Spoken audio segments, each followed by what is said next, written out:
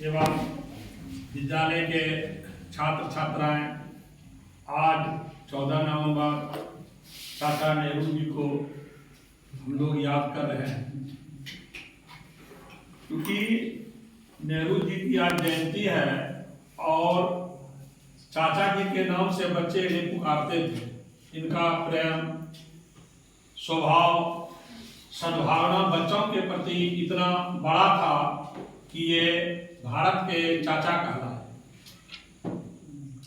जन्मदिन सबके होते हैं, लेकिन वैसे महापुरुषों का जिन्होंने हमारे लिए कुछ वैसा कृति कर्म करके संसार में यश फैलाया है, उसे समय पर याद करना हम लोगों का परम कर्तव्य होता है।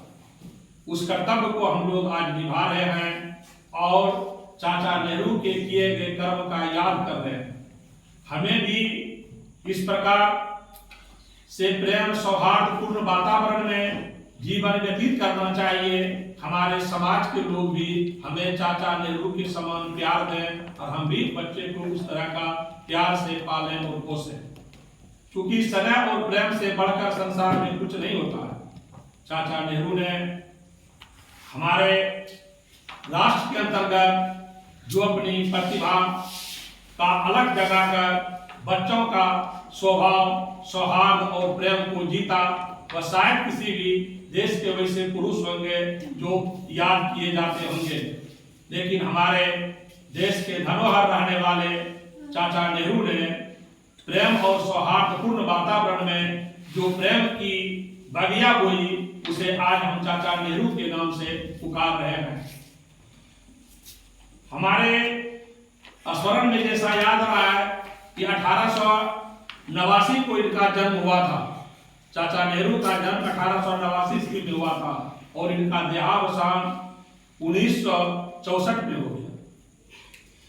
इतने अवधि के अंतर्गत इन्होंने जो अपनी प्रतिभा का परचम फैलाया, ये देश के पहले प्रधानमंत्री भी थे। पहला प्रधानमंत्री, भारत के पहले प्रधानमंत्री के रूप में नेहरू जी को जाना जाता है। नेहरू जी के ये अनुयायी में इंदिरा गांधी महिला होकर के भारत में जो प्रतिभा हासिल की थी, वह शायद किसी महिला में नहीं आई। इंदिरा गांधी के बारे में बताया जाता था, जिसके मार्गदर्शक यही नेहरू जी थे।